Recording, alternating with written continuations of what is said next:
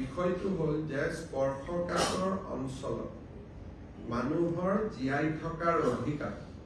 ভাৰতীয় সংবিধানে দিছে আৰু ভাৰতীয় সংবিধানে মানুহক আগ্নেয়াস্ত্ৰ ল'বলৈ অনুমতি দিছে subject to certain rules and regulation গতিকে অসম চৰকাৰৰ এইটো সিদ্ধান্ত যে স্পৰ্শকাতৰ সীমান্ত বুলি কওঁতে আমি অৰুণাচল মেঘালয় নাগালেণ্ড বুজোৱা নাই আমি অকল বিদেশী ৰাষ্ট্ৰ বুজাইছো সীমান্তত থকা মানুহৰ সুৰক্ষা দিয়া আৰু সুৰক্ষা পাবৰ কাৰণে তেওঁলোকক চৰকাৰে প্ৰদান কৰা অধিকাৰসমূহ দিয়াটো আমাৰ দায়িত্ব গতিকে এই কামখিনি যদি আমি 85 পৰাই কৰিলোহেঁতেন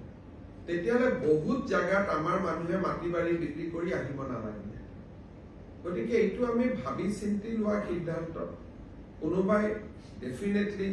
আমাৰ চৰকাৰে যদি কালিৰ পৰা কয় যে সকলো মানুহক ঘৰে ঘৰে 1 তোলা সোণ দিম তথাপিতো হিৰেণ গোহাঁই আপত্তি কৰিব কালি যদি কওঁ ঘৰে ঘৰে চাকৰি দিম তথাপিতো আপত্তি কৰিব গতিকে হিৰেণ গোহাঁইয়ে হওক বা কংগ্ৰেছ দলে হওক চৰকাৰৰ কোনো সিদ্ধান্তকটো তেওঁলোকে কেতিয়াও আদৰণি জনাই জানো গতিকে তেওঁলোকে যদি সদায় আমাক আদৰণি জনালেহেঁতেন এটা কথাত বিৰোধিতা কৰিলে তেতিয়াহ'লে তেওঁক আমি চিৰিয়াছলি ল'লোহেঁতেন কিন্তু তেওঁ লক্ষ্মীনাথ বেজবৰুৱাৰ প্ৰতিমূৰ্তিৰ পৰা আৰম্ভ কৰি যিকোনো